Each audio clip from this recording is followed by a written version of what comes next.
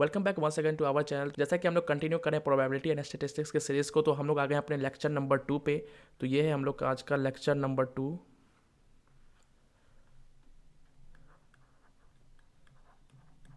पहले लेक्चर में हम लोग पढ़े थे कुछ सैम्पल स्पेस इवेंट्स के बारे में। आज हम लोग पढ़ेंगे प्रोबेबिलिटी के कॉन्सेप्ट्स को, यानी कि प्रोबेबिलिटी असल में होता क्या है, उसके फॉर्मूलाज को डिस्कस करेंगे। कंडीशनल प्रोबेबिलिटी के बारे में पढ़ेंगे और कुछ कुछ देखेंगे आगे क्या क्या हम लोग पढ़ सकते हैं। तो चलिए हम लोग आगे बढ़ते हैं और देखते हैं क्या क्या हम लोग को पढ़ना है। तो हम लोग पहले पढ़ लेते हैं यहाँ पे कॉन्सेप्ट्स ऑफ प्रोबेबिलिटी।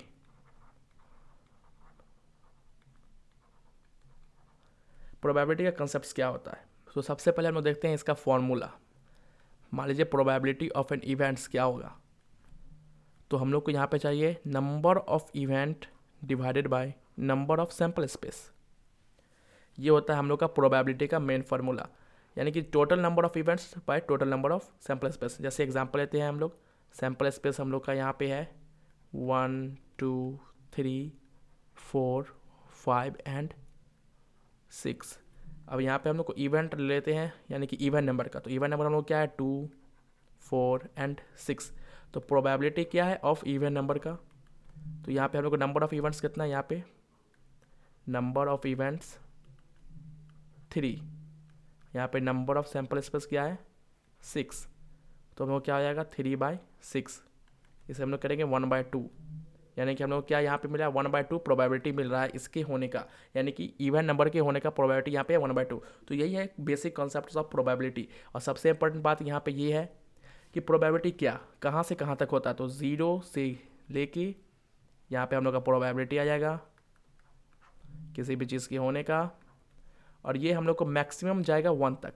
0 मतलब कि वो होगा ही नहीं, 1 तक मतलब वो होके रहेगा, यही होता है। और इसके बीच में होगा, यानी कि हम लोग को कहीं पे भी आंसर मिलेगा प्रोबेबिलिटी का, तो वो हम लोग को इसी तरह का आंसर मिलेगा, यानी कि वो 0 से बड़ा या फिर बराबर या फिर 1 से छोटा। यानी कि हम लोग को आंसर हमेशा डिसमल में ही मिलेगा, फ्रैक्शन में ही मिलेगा। अगर एब्सोल्यूट प्रोबेबिलिटी यानी कि 100% प्रोबेबिलिटी होगा तो 1 मिलेगा, या फिर नो प्रोबेबिलिटी तो 0 मिलेगा। तो ये हम लोग को यहाँ पे प्रोबेबिलिटी का कंसेप्ट है, कुछ हम लोग पढ़े ही हुए हैं, अपने 12th में पढ़े होंगे, 10th में भी पढ़े होंगे। तो ये है। अब यहाँ पे दूसरा कंसेप्ट हम लोग देख लेते हैं, यहाँ पे टोटल प्रोबेबिलिटी। टोटल प्रोबेबिलिटी मतलब क्या होता है, टोटल प्रोबेबिलिटी वही कंप्लीट प्रोबेबिलिटी 1, यानी किसी भी चीज़ के होने का टोटल प्रोबेबिलिटी होता है 1। तो यहाँ पे हम लोग 1 होता है किसी भी चीज़ का टोटल प्रोबेबिलिटी। अगर आप लोगों को कहीं पे MCQ या फिर ऑब्जेक्टिव टाइप क्वेश्चन में मिल जाता है कि total what is the total probability, option दिया है 0.5 1 0 कुछ भी, तो हम लोग यहाँ पे कर लेंगे मार्क 1 को। तो हम लोग का टोटल प्रोबेबिलिटी होता है 1। तो इससे हम लोग को एक फॉर्मूला डिफाइन होता है। जैसे मान लीजिए प्रोबेबिलिटी पी हो गया प्रोबेबिलिटी ऑफ हैपनिंग, और यहाँ पे हम लोग को क्यू हो गया प्रोबेबिलिटी ऑफ नॉट हैपनिंग। तो हम लोग को पी डिनोट करते हैं प्रोबेबिलिटी ऑफ हैपनिंग, क्यू करते हैं प्रोबेबिलिटी ऑफ नॉट हैपनिंग। तो हम लोग इसे ये भी कह सकते हैं, अगर हम लोग को मान लीजिए क्यू निकालना होगा कि प्रोबेबिलिटी क्या है नहीं होने का, तो पहले हम लोग देखेंगे प्रोबेबिलिटी क्या है, टोटल प्रोबेबिलिटी होने का, यानी कि 100% होने का। इसमें से अब है माइनस कर देंगे प्रोबेबिलिटी ऑफ होने का, तो ये हम लोग का प्रोबेबिलिटी हो गया। अगर हम लोग कहीं पे इस तरह से भी हम लोग यूज़ कर सकते हैं, मान लीजिए हम लोग को मिलता है probability of P plus probability of Q equal to 1। Probability होने का नहीं होने का दोनों का सम 1, यानी कि जो भी होता है टोटल, यानी कि हर चीज़ का टोटल 1 होगा। तो इसमें से हम डिराइव कर सकते हैं प्रोबेबिलिटी होने का, या फिर हम लोग इसमें से डिराइव कर सकते हैं प्रोबेबिलिटी ऑफ नॉट हैपनिंग। यानी कि हम लोग का ये बहुत ही बड़ा कंसेप्ट है जो कि आगे बहुत ही ज़्यादा यूज़ होने वाला है। मान लीजिए आप लोग के पास प्रोबेबिलिटी ऑफ हैपनिंग दिया हुआ है या फिर प्रोबेबिलिटी ऑफ ऑकरेंस दिया हुआ है, तो आपसे पूछेगा कि प्रोबेबिलिटी ऑफ नॉट हैपनिंग क्या होगा, तो 1 माइनस प्रोबेबिलिटी ऑफ हैपनिंग। अगर आप लोग के पास प्रोबेबिलिटी ऑफ नॉट हैपनिंग दिया है यानी कि क्यू दिया है, तो आपसे पूछेगा प्रोबेबिलिटी ऑफ हैपनिंग क्या होगा, तो हम लोग 1 माइनस क्यू कर देंगे, तो हम लोग को प्रोबेबिलिटी ऑफ हैपनिंग मिल जाएगा। तो ये बहुत ही इंपॉर्टेंट है, आप लोग को ये याद रखना चाहिए, और याद होगा ही, बेसिकली ये हम लोग पढ़ के आए हैं। पॉइंट हो गया जो कि मैं आप लोग को बताना था। तो ये हो गया हम लोग का प्रोबेबिलिटी का बेसिक कॉन्सेप्ट। अब हम लोग यहाँ पे चलते हैं अपने कंडीशनल प्रोबेबिलिटी, जो कि मैं लास्ट वीडियो में आप लोग को बताया था। कंडीशनल प्रोबेबिलिटी ये होता है क्या, कंडीशनल प्रोबेबिलिटी ये होता है हम लोग का प्रोबेबिलिटी ए बी, कुछ इस तरह से ये लिखाता है। इसका मतलब क्या है, यानी कि probability of A when B is already happened.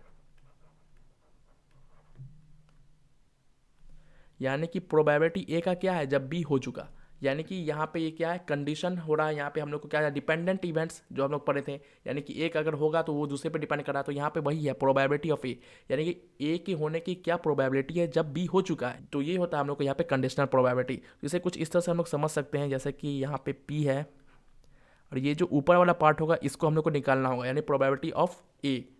नीचे वाला जो पार्ट होगा ये बी, यानी कि ये क्या हो गया हम लोग को बी, यानी कि ये हो चुका है, ये ऑलरेडी डन, यानी कि बी पार्ट हम लोग का ऑलरेडी डन, और हम लोग को ये फाइंड करना है। आप इस तरह से समझ सकते हैं। आप लोगों को कहीं पे दिखने को मिले या फिर कहीं पे आप लोगों को क्वेश्चन है, आप लोगों को समझ में नहीं आए, तो आप इस तरह से इसे समझ सकते हैं, यानी कि ये ऊपर वाला पार्ट हम लोग को निकालना है और नीचे वाला पार्ट ऑलरेडी हो चुका है। तो इसका फॉर्मूला क्या हो जाता है हम लोग को, इसका फॉर्मूला होता है probability of A intersection probability of B divided by probability of B. तो इसे भी हम लोग समझ जाते हैं। तो ये जो हम लोग को नीचे वाला पार्ट है वो हम लोग को नीचे दिखेगा, और ये जो ऊपर वाला पार्ट है तो वो हम लोग को ए यूनियन बी के साथ दिखेगा। तो इसे हम लोग इस तरह से याद कर सकते हैं, ये जो नीचे वाला पॉइंट होगा पार्ट वो नीचे की तरफ हम लोग को दिखेगा, और ऊपर वाला ए इंटरसेक्शन बी के साथ यहाँ पे हम लोग को दिखेगा। अब यहाँ पे कुछ पार्ट्स है, जैसे मान लीजिए आप लोग के पास डिसजॉइंट इवेंट्स रहेगा, डिसजॉइंट मतलब कि म्यूचुअली एक्सक्लूसिव। तो उसका कंडीशनल प्रोबेबिलिटी क्या होता है, 0। तो उसका ये जो हम लोग को देखने को मिलता है वो हम लोग को 0 देखने को मिलता है। तो ये एक पॉइंट हम लोग को याद रखना है। और यहाँ पे अगर हम लोग को इंडिपेंडेंट इवेंट देखने को मिलता है तो इसका जो हम लोग को प्रोबेबिलिटी होता है वो प्रोबेबिलिटी ऑफ ए, यहाँ पे जो हम लोग को डिसजॉइंट इवेंट होता है उसका प्रोबेबिलिटी क्या होता है, कंडीशनल प्रोबेबिलिटी 0। और यहाँ पे हम लोग को इंडिपेंडेंट, ये इंडिपेंडेंट का है, तो ये इंडिपेंडेंट का कंडीशनल प्रोबेबिलिटी होता है, यानी कि प्रोबेबिलिटी ऑफ ए, यानी कि जो भी हम लोग फाइंड करें वो उसके बराबर हो जाता है। तो ये क्यों होता है, किस लिए होता है, ये बात की बात है, लेकिन आप लोग को ये याद रखना है। ये इसलिए होता है, अब मैं आप लोग को बताता हूँ ये क्यों होता है। ये इसलिए होता है क्योंकि हम लोग यहाँ पे जाते हैं डिसजॉइंट यानी म्यूचुअली एक्सक्लूसिव, यानी कि एक दूसरे को होने को रोक देगा। तो यहाँ पे तो कोई कंडीशन बनता ही नहीं, यानी कि बी हो रहा तो ए होगा ही नहीं, अगर ए हो रहा तो बी नहीं होगा। तो यहाँ पे 0 प्रोबेबिलिटी हम लोग को मिला कंडीशनल प्रोबेबिलिटी। और यहाँ पे ये है कि एक दूसरे पर डिपेंड ही नहीं करता है, यानी कि बी हो गया तो उससे हमको कोई मतलब ही नहीं, हम लोग का ए अलग होगा, उससे हम लोग को कोई डिपेंड ही नहीं मिलता है। इंडिपेंडेंट क्या, यानी कि कोई एक दूसरे पर डिपेंड ना करेगा। अगर मान लीजिए बी हो गया तो हमको उससे कोई मतलब ही नहीं, क्योंकि हम लोग को ए तो उससे भी डिपेंड ही नहीं कर रहा, तो ए उसी के बराबर आ जाएगा, इसलिए प्रोबेबिलिटी ऑफ ए यहाँ पे हम लोग को देखने को मिलता है। और डिसजॉइंट में क्या है, क्योंकि ये एक अगर होगा तो दूसरे को वो रोक देगा। तो मान लीजिए अगर बी हो ही गया है तो ए को वो रोक देगा, तो ए को होने ही नहीं देगा, तो यहाँ पे हम लोग को ये 0 मिल जाता है। तो बेसिक कंसेप्ट इसके पीछे ये है, और ये बहुत ही इंपॉर्टेंट है, इसे हम लोग को याद रखना है। इस पर बहुत सारे क्वेश्चन पूछे जाते हैं सेमेस्टर्स एग्जाम में। तो सबसे पहले हम लोग यहाँ पे क्वेश्चन समझ जाते हैं। मैं पेन चेंज कर लेता हूँ कलर। तो यहाँ पे क्या दिया है, यानी कि 2 स्टूडेंट्स है, एक एक्स है एक वाई है, वो इंडिपेंडेंटली, यहाँ पे एक वर्ड है इंडिपेंडेंटली, इसे हम लोग को समझना है, इंडिपेंडेंटली वर्क कर रहा है एक प्रॉब्लम पे। तो probability of x will solve, यानी कि प्रोबेबिलिटी क्या एक्स का, यानी कि प्रोबेबिलिटी ऑफ एक्स है, यानी कि वो प्रॉब्लम को सॉल्व कर लेता है 4/3। और यहाँ पे प्रोबेबिलिटी ऑफ वाई दिया गया है जो उस प्रॉब्लम को सॉल्व कर लेता है 2/3 सॉरी, यहाँ पे 2/3। तो अब हम लोग को ये जानना है कि what is the probability that question will be solve, यानी क्या प्रोबेबिलिटी है कि क्वेश्चन सॉल्व हो जाएगा। तो ये किस कंडीशन पे बेस्ड क्वेश्चन है मैं आप लोगों को बताता हूँ। सबसे पहले तो ये इंडिपेंडेंट पे है, तो हम लोग इंडिपेंडेंट का फॉर्मूला जानते ही होंगे। तो क्या था इंडिपेंडेंट का फॉर्मूला, वो हम लोग देख लेते हैं। तो हम लोग जानते थे प्रोबेबिलिटी ऑफ, मान लीजिए एक्स यूनियन वाई, यानी कि ये दोनों साथ सॉल्व कर रहा है, तो उसका क्या फॉर्मूला हो जाएगा, probability of X plus probability of Y.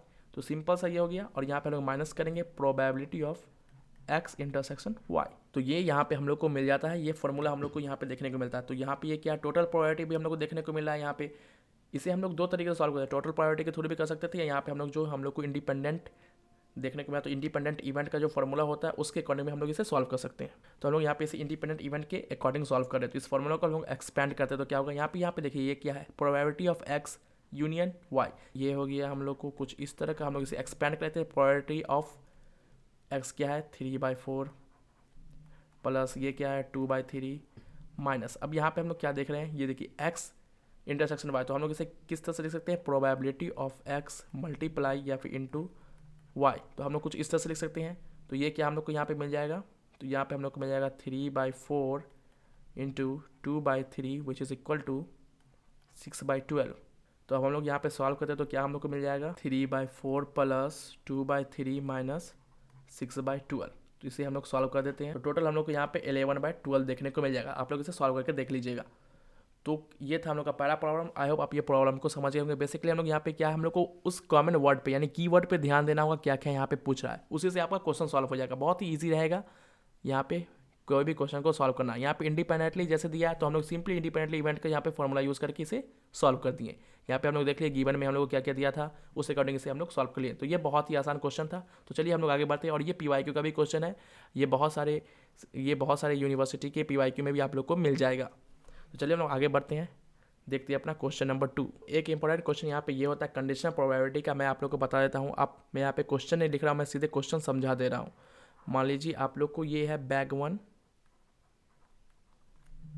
और ये है हम लोग का बैग 2। इस तरह क्वेश्चन आप लोग को मिल जाएगा बुक्स में, देख सकते हैं। ये बैग 1 में हम लोग को 2 रेड बॉल है और यहाँ पे हम लोग को 5 ग्रीन बॉल है, और यहाँ पे हम लोग को 2 रेड बॉल है और यहाँ पे हम लोग को 6 ग्रीन बॉल है। तो अब यहाँ पे हम लोग को क्या है, अब हम लोग को यहाँ पे निकालना है प्रोबेबिलिटी ऑफ, यानी कि क्या प्रोबेबिलिटी है बैग 1 में से रेड बॉल आने, यानी कि एक रेड बॉल निकाला गया तो क्या प्रोबेबिलिटी है कि वो बैग 1 से आया होगा। तो ये हम लोग को निकालना है यहाँ पे। तो बेसिकली हम लोग को यहाँ पे क्या निकालना है, प्रोबेबिलिटी ऑफ, मान लीजिए इसे हम लोग मान लेते हैं बैग 1, इसे हम लोग मान लेते हैं बैग 2 को B2। तो हम लोग को यहाँ पे बेसिकली निकालना है B1 बाई R, यानी कि रेड बॉल निकाला गया तो क्या प्रोबेबिलिटी है कि वो बैग 1 से निकला होगा। तो हम लोग कंडीशन प्रोबेबिलिटी का क्या फॉर्मूला जानते हैं, probability of B1 intersection R divided by नीचे वाला जो है R, तो यहाँ पे ये R हो जाएगा। तो ये यहाँ पे हम लोग को मिल जाता है। इसे हम लोग थोड़ा और एक्सपेंड कर ले तो हम लोग को क्या हो जाएगा, ये probability of B1 into probability of R divided by probability of R। तो ये बेसिकली हम लोग को चाहिए। तो हम लोग सबसे पहले निकाल लेते हैं हमको प्रोबेबिलिटी ऑफ B1, यानी कि B1 के होने का क्या चांस है। तो यहाँ पे हम लोग को कितने बैग्स है, 2 बैग्स है, तो हम लोग को यहाँ पे कितने होने का चांस मिल सकता है यहाँ पे, तो 1/2, यानी भी हम लोग को प्रोबेबिलिटी ऑफ B1 2 है, और यही हम लोग को प्रोबेबिलिटी ऑफ B2 भी देखने को मिल जाता है 1/2, यानी कि यहाँ पे 2 बैग्स ही हैं। तो B1 क्या 1 बैग है तो 1/2 हो गया। अब यहाँ पे हम लोग को है प्रोबेबिलिटी ऑफ रेड बॉल, यानी कि रेड बॉल B1 से आने का क्या चांस है। तो सबसे पहले हम लोग इसको कंडीशनल प्रोबेबिलिटी के अकॉर्डिंग देख रहे हैं। तो यहाँ पे हम लोग पहले यहाँ पे क्या निकालेंगे, प्रोबेबिलिटी ऑफ B1, यानी कि B1 तो हम ले लिए, उसमें से हम इंटरसेक्शन कर लेंगे probability of red plus probability of B2 intersection red. ये हम लोग क्या किया मैं आप लोग को बता दूँ। यहाँ पे हम लोग को प्रोबेबिलिटी ऑफ रेड बॉल निकालें, तो सबसे पहले हम लोग निकालेंगे प्रोबेबिलिटी रेड बॉल B1 से होने का। जैसे मान लीजिए हम लोग इसे ही निकालते तो हम लोग को क्या यहाँ पे मिलेगा, 1/2 इंटू 2/7 प्लस 1/2 इंटू R कितना है इसमें 2/8। तो हम लोग को कुछ इस तरह का मिलेगा। तो हम लोग इसे सॉल्व करेंगे आगे की ओर, तो हम लोग को यहाँ पे कुछ इस तरह का सॉल्यूशन देखने को मिलेगा, 2/7 plus 2/8 which is equal to 15/56। कुछ इस तरह का ये हम लोग को देखने को यहाँ पे मिल जाएगा। तो ये हम लोग को मिलेगा प्रोबेबिलिटी ऑफ रेड, यानी कि रेड बॉल निकालने की प्रोबेबिलिटी ये है। अब हम लोग को क्या निकालना था, ये निकाला था। तो हम लोग को B1 पता है, प्रोबेबिलिटी ऑफ रेड बॉल पता है, रेड बॉल पता है, तो हम लोग सिंपली यहाँ पे क्या लिख देंगे 1/2 इंटू 15/56 डिवाइडेड बाई 15/56। इसे सॉल्व करेंगे तो हम लोग को 8/15 आ जाएगा आंसर।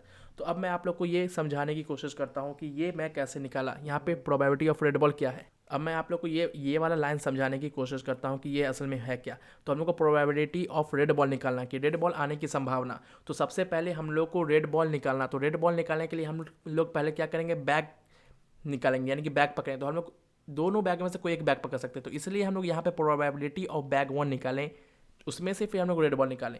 तो ये हम लोग को यहाँ पे इसलिए करना पड़ा क्योंकि हम लोग को बैग भी 2 दिया गया है, इसलिए हम लोग पहले तो प्रोबेबिलिटी निकालेंगे बैग 1 का। तो हम लोग को बैग 1 पकड़ लिए, उसमें से हम निकालें रेड बॉल। तो इसलिए हम लोग यहाँ पे प्रोबेबिलिटी ऑफ रेड 1 यानी बैग 1 इंटरसेक्शन रेड बॉल, यहाँ पे 2 रेड।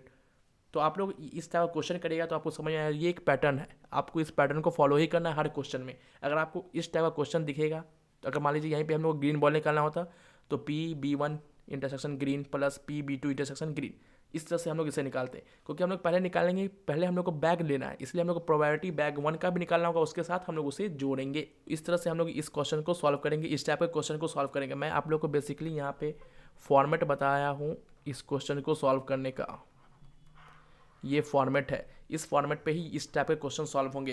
तो आप इस पैटर्न को समझ जाइए। हम लोग को पहले तो निकालना क्या होगा वो समझ लेना होगा, वो तो निकालना है, लेकिन हम लोग को यहाँ पे उसके पहले रेड बॉल का प्रोबेबिलिटी भी निकालना था। तो वो कैसे निकलेगा, तो वो इस तरह से निकलेगा। आप अगर आप लोग इसी तरह का 2 अर्न दे देगा, 2 बॉक्स दे देगा, तो आप इसी तरह के पैटर्न को फॉलो करके इसे निकाल सकते हैं। आपको 100 मार्क्स मिलेगा एग्जाम में, कोई भी कट नहीं कर सकता इस मेथड से अगर आप इसे बनाते हैं तो ये कंडीशनल प्रोबेबिलिटी का एक क्वेश्चन था। अगर कोई भी कन्फ्यूजन हो तो कोई भी दिक्कत नहीं है, आप इसे वीडियोस को देखिए, जो भी क्वेश्चन मिले आप इस तरह के क्वेश्चन 2-3 बनाइए, आपको खुद समझ में आएगा कि ये हो क्यों रहा है। आपको ये समझ में नहीं आएगा कि यहाँ पे मैं ये क्यों किया, लेकिन जब आप इस क्वेश्चन को पढ़िएगा तो आपको समझ में आ जाएगा ये ऐसा क्यों किया गया है। तो मैं यहाँ पे क्वेश्चन को लिखा नहीं हूँ, इससे थोड़ा आप लोग को दिक्कत हो सकता है। इसका और भी मेथड हो सकता है, बहुत सारे मेथड्स यहाँ पे हम लोग को मिलते हैं, लेकिन ये एक मेथड उसमें से है। कंडीशनल प्रोबेबिलिटी के क्वेश्चन को हम लोग बायस थ्योरम से भी बना सकते हैं। तो चलिए हम लोग आगे पढ़ लेते हैं। अब इसी में बायस थ्योरम होता क्या है। बायस थ्योरम ये इन्वर्स प्रोबेबिलिटी का एक इन्वर्स प्रोबेबिलिटी है।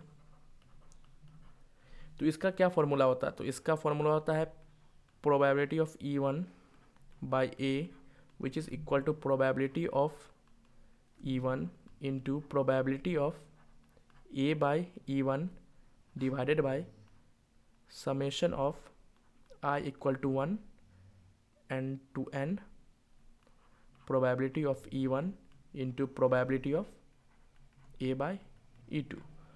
मान लीजिए आपके पास बहुत सारे इवेंट है तो इसमें प्लस होता चला जाएगा probability of E2 into probability of A by E2, इसी तरह से ये सम होता चला जाएगा। तो ये होता है इसका फॉर्मूला। तो अब यहाँ पे क्या है, इस फॉर्मूला में क्या है, तो इसे याद करने का तरीका मैं आप लोगों को बताता हूँ। जैसे प्रोबेबिलिटी ऊपर है तो ऊपर वाला तो सिंपली हम लोग देंगे प्रोबेबिलिटी ऑफ E1 ए, नीचे वाला ऊपर हो गया ए बाई ई, ये निकल गया हम लोग कंडीशनल टाइप का यहाँ पे आ गया। उसका नीचे में सिंपली हमने ऊपर में जो किए उसी चीज़ को नीचे में रखना है, और जितने भी हम लोग को यहाँ पे इवेंट्स मिलेंगे उसे हम लोग को प्लस करते चले जाना है। तो ये कुछ इस तरह का यहाँ पे हम लोग को मिलेगा, इस तरफ हम लोग इसको प्लस करते चले जाएंगे समेशन। इस पर मैं आप लोग को क्वेश्चन बताता हूँ तो आप लोग को समझ में आ जाएगा। तो बेसिकली हम लोग को बस ये याद रखना है। तो आप लोग को बेसिकली इसका फॉर्मूला याद रखना है। मैं आप लोग को पहले ही बताया था फर्स्ट वीडियो में कि मैं ज़्यादा थ्योरी पे फोकस नहीं करूँगा, मैं आप लोग को क्वेश्चन कैसे सॉल्व करना है उस पर मैं आप लोग को बताऊँगा। तो मैं एक क्वेश्चन यहाँ पे ले लेता हूँ, यहाँ पे मैं फुल क्वेश्चन को लिख ही देता हूँ ताकि आप लोग को समझ में आए। तो यहाँ पे एक क्वेश्चन को मैं लिया हूँ, तो इस क्वेश्चन को मैं आपको 2 तरीके से सॉल्व करके दिखलाऊंगा। यहाँ पे मैं कंडीशनल के थ्रू भी सॉल्व करके दिखलाऊंगा और इसे मैं बायस थ्योरम के थ्रू भी सॉल्व करके दिखलाऊंगा। तो मैं यहाँ पे बस ये दिखलाना चाहता हूँ कि एक क्वेश्चन को आप मल्टीपल तरीके से सॉल्व कर सकते हैं, बस आपके समझ पे है, जो आपको ईजी लगे आप कर सकते हैं। तो यहाँ पे क्या है, बॉक्स कॉन्टेंट 3 बॉल्स, यहाँ पे 3 balls and 3 blue balls and 4 red balls और अनदर आइडेंटिकल बॉक्स, यानी कि सेम तरह का बॉक्स है जिसमें कि 2 ब्लू है एंड 5 रेड बॉल्स है। अब वन बॉल पिक, यानी एक बॉल को पिक किया गया रैंडम फ्रॉम वन बॉक्स, किसी भी बॉक्स से पिक किया गया और वो आ जाता है रेड। तो प्रोबेबिलिटी क्या है कि वो फर्स्ट बॉक्स से आया है। ये हम लोग का बॉक्स 1 है और ये हम लोग का बॉक्स 2 है। बॉक्स 1 में हम लोग को 3 ब्लू एंड 4 रेड बॉल और यहाँ पे हम लोग को 2 ब्लू एंड 5 रेड बॉल देखने को मिलता है। यानी कि टोटल इसमें क्या है, टोटल इसमें 7 है, इसमें भी हम लोग को टोटल 7 देखने को मिल जाते हैं। तो अब हम लोग को क्या निकालना है, हम लोग को निकालना है कि प्रोबेबिलिटी क्या है, यानी कि वो जो रेड बॉल निकला प्रोबेबिलिटी क्या है कि वो फर्स्ट बॉक्स से निकला होगा। यानी कि हम लोग को ये निकालना है यहाँ पे कि उसकी क्या प्रोबेबिलिटी है कि वो फर्स्ट बॉक्स से निकला होगा, यानी कि प्रोबेबिलिटी ऑफ B1, यानी कि हम लोग को बॉक्स का निकालना प्रोबेबिलिटी जब वो रेड बॉल है। बेसिकली जो पिछला क्वेश्चन था उसी टाइप का ये क्वेश्चन आपको देखने को मिल रहा होगा। तो हम लोग यहाँ पे किस तरह से इसे निकालेंगे, तो probability of B1 intersection red divided by probability of red. तो कुछ इस तरह से हम लोग इसे निकालेंगे। तो सबसे पहले तो हम लोग को निकालना प्रोबेबिलिटी ऑफ रेड, जो कि हम लोग पिछली बार सॉल्व किए थे। तो प्रोबेबिलिटी क्या होगा रेड बॉल का, तो सबसे पहले तो हम लोग को निकालना होगा प्रोबेबिलिटी रेड बॉल का। तो क्या प्रोबेबिलिटी हम निकाले B1, यानी कि B1 के प्रोबेबिलिटी में से इंटरसेक्शन करेंगे हम लोग रेड बॉल को, प्रोबेबिलिटी ऑफ रेड बॉल को, प्लस इसको मैं आपको अच्छे से समझाता हूँ, फिर से मैं इसे इरेज करता हूँ ताकि आप लोग अच्छे से समझ पाएँ। पिछला कॉन्सेप्ट जो है उसके थोड़ा हट के मैं आपको इसे समझाने की कोशिश करता हूँ। प्रोबेबिलिटी ऑफ रेड बॉल क्या होगा, probability of bag 1 and red ball plus probability of bag 2 and red ball. तो अब मैं इसे आपको समझा दूंगा तो आपको पिछला भी समझ में आ जाएगा। तो प्रोबेबिलिटी रेड बॉल का क्या होगा, प्रोबेबिलिटी रेड बॉल का ये होगा कि प्रोबेबिलिटी पहले हम लोग प्रोबेबिलिटी ऑफ B1 लिए, तो यहाँ पे प्रोबेबिलिटी ऑफ रेड बॉल क्या होगा, प्रोबेबिलिटी ऑफ रेड बॉल यहाँ पे ये होगा प्रोबेबिलिटी B1 का और एंड प्रोबेबिलिटी R का यानी कि रेड का। पहले हम लोग बैग 1 सेलेक्ट किए, उसमें से हम लोग रेड निकालें और उसके बाद फिर एंड उसमें से हम लोग प्रोबेबिलिटी निकाले किसका, B1 लिए बैक 2, उसमें से हम लोग रेड बॉल निकालें। तो आप लोग को ये समझ में आ गया होगा किस तरह से हम लोग प्रोबेबिलिटी ऑफ रेड बॉल निकालें। प्रोबेबिलिटी क्या है रेड बॉल की, तो पहले हम लोग को बैक सेलेक्ट करना है, उसमें से रेड निकालना है, इसलिए हम लोग बैक सेलेक्ट किए उसमें से रेड निकालें, यानी कि बैक सेलेक्ट किए एंड रेड निकालें एंड बैक 2 सेलेक्ट किए उसमें से रेड निकालें। तो इस तरह से हम लोग इसे अब सॉल्व करते हैं। तो एंड का मतलब आप लोग समझते हैं क्या होता है, B1 intersection R plus B2 intersection R।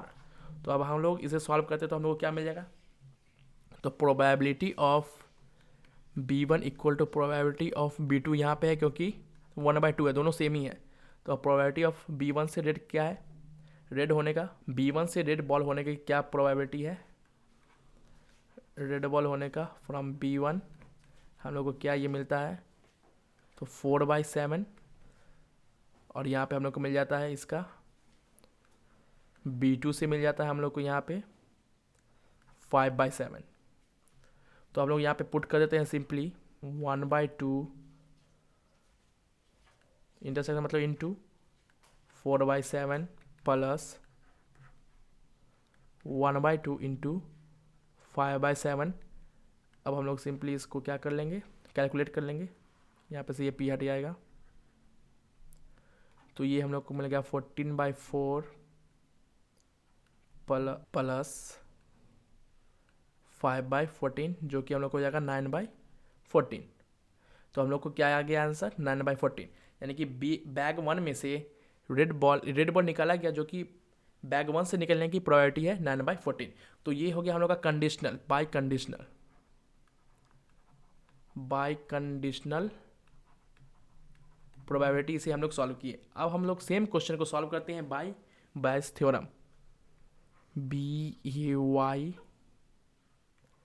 बायस थ्योरम। इसे आप लोग प्रोनाउंसिएशन कर सकते हैं जिस तरह का आपको मन करे, बेस थ्योरम कह सकते हैं, बायस थ्योरम कह सकते हैं, जो भी मन करे वो कह सकते हैं, आप पे डिपेंड करता है। तो इसका क्या होगा, इसमें हम लोग क्या निकालना है, probability of bag 1 by red ball होना चाहिए, यानी कि रेड बॉल निकला गया उसका प्रोबेबिलिटी क्या है कि बैग 1 से हो। तो हम लोग क्या इसका फॉर्मूला पढ़ें, प्रोबेबिलिटी ऑफ B1 जो ऊपर में है इनटू, अब नीचे वाला ऊपर हो जाएगा कुछ इस तरह से। अब मैं आप लोगों को समेशन का यहाँ पे फ़ायदा बताने वाला हूँ कि ये होता क्या है और क्यों होता है। प्रोबेबिलिटी ऑफ जैसा कि ऊपर में था सेम टू सेम यहाँ पे नीचे कॉपी डाउन हो जाएगा। अब आप लोग के पास क्या करना है, मैं जैसे समेशन बताया था यहाँ पे प्लस, अब यहाँ पे क्या हो जाएगा probability of back 2 into P/R/,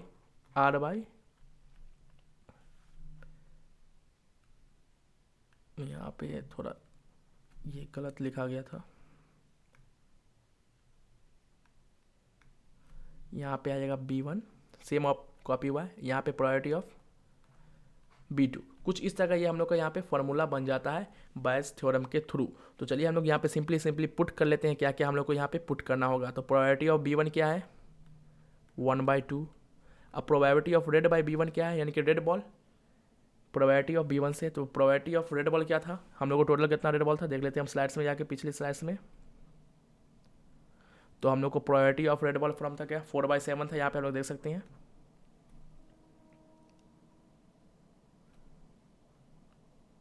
तो यहाँ पे हम लोग को मिल जाएगा 4/7, ये हो गया हम लोग का।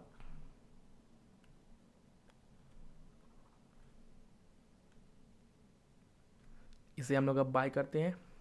अब हम लोगों को यहाँ पे सेम टू सेम होता जाएगा 1/2 इंटू 4/7 प्लस, अब प्रोबेबिलिटी ऑफ B2 क्या था 1/2 था, और रेड बॉल प्रोबेबिलिटी ऑफ, यानी कि रेड बॉल का प्रोबेबिलिटी B2 बैग में से कितना था, तो वो भी देख ही लेते हैं। वो हम लोग को था यहाँ पे टोटल 5 रेड बॉल था, टोटल 7 था, तो 5/7 था। तो यहाँ पे हम लोग लिख सकते हैं 5/7। इसे अब हम लोग सॉल्व कर लेते हैं। तो 4/14 डिवाइडेड बाय 4/14 प्लस 5/14, तो 4/14 डिवाइडेड बाय 9/14। तो हम लोग को यहाँ पे क्या मिल जाता है 4/9, जो कि हम लोग का लास्ट आंसर था। देख लेते हैं वो भी। हम लोग का यहाँ पे 9, यहाँ पे हम लोग को क्या मिल गया था, यहाँ पे हम लोग को मिला था 9/14। तो ये हम लोग को तो रेड बॉल की प्रोबेबिलिटी मिली थी ना। अब हम लोग को इसमें इसे पुट करना था, तो इसी में हम लोग इसे अब पुट करेंगे तो हम लोग को यहाँ पे क्या मिल जाएगा। इसे हम लोग एक्सपेंड करते हैं तो हम लोग को क्या मिलता है, रुकिए मैं इधर इरेज कर लेता हूँ, थोड़ा हाफ में बता दिया था इधर। ये तो पहले मैं निकाला था रेड बॉल होने का प्रोबेबिलिटी ना। तो यहाँ पे इसे मैं करूँगा तो यहाँ पे P ऑफ B1 आएगा, तो B1 क्या हो जाएगा 1/2, और इंटू का मतलब इंटू, और यहाँ पे रेड का क्या था 4/7 डिवाइडेड बाय, और यहाँ पे रेड कितना हो जाएगा। तो हम लोग को यहाँ पे इस तरह ये सॉल्यूशन मिलेगा। तो इसे अब हम लोग सॉल्व करेंगे तो हम लोग को आंसर मिलेगा 4/14 डिवाइडेड बाय 9/14। अब इसे सॉल्व करेंगे तो हम लोग को क्या मिल जाएगा, इससे ये कट हो जाएगा, यहाँ पे 4/9 हम लोग को आंसर मिल जाएगा। तो अब हम लोग सेम तरीके से देख लेते हैं जो यहाँ पे हम लोग किए। तो हम लोग को यहाँ पे देख सकते हैं 4/9 का आंसर मिल जाता है। तो यहाँ पे हम लोग को बेसिकली क्या करना पड़ा, यहाँ पे हम लोग को बहुत ही आसानी से ये निकल गया। यानी कि हम लोग को कंडीशनल प्रोबेबिलिटी में एक यहाँ पे एक कंसेप्ट ये समझना पड़ जाता है, ये वाला प्रोबेबिलिटी ऑफ रेड बॉल निकालने का यहाँ पे हम लोग को एक कंसेप्ट यहाँ पे ये दिक्कत देता है। तो आई होप आप ये समझ गए होंगे। ये क्वेश्चन ये कंडीशनल प्रोबेबिलिटी के थ्रू सॉल्व किया, जिसमें कि थोड़ा लंबा ये गया, लेकिन इसे ही मैं बेस थ्योरम के थ्रू सॉल्व किया तो ये थोड़ा छोटा में हो गया। तो इसी तरह से हम लोग इसे सॉल्व कर सकते हैं। आई होप आप ये समझ गए होंगे कि कंडीशनल प्रोबेबिलिटी और बेस थ्योरम एक दूसरे से इंटर रिलेटेड है। अगर कोई भी कन्फ्यूजन हो तो आप कमेंट डाउन करें। हो सकता है यहाँ पे कन्फ्यूजन हो गया क्योंकि मैं यहीं तक करके छोड़ दिया था, उसके बाद मैं आगे बढ़ गया था। तो यहाँ पे आपको कोई कन्फ्यूजन नहीं होनी चाहिए, आप लोग इसे समझ ही गए होंगे। तो यही था कंसेप्ट ऑफ प्रोबेबिलिटी, तो जो मैं आप लोग को बता दिया, ये बेसिक था। आई होप आप लोग को पता ही होगा बहुत सारा कुछ इसके बारे में। अब जो हो रहा है हम लोग का वो बहुत ही ज़्यादा इम्पोर्टेंट हम लोग के सेमेस्टर एग्ज़ाम से रिलेटेड, जो कि मैं आज नहीं पढ़ा रहा हूँ, वो मैं आपको नेक्स्ट पढ़ाऊँगा, जिसका नाम होता है डिस्ट्रीब्यूशन।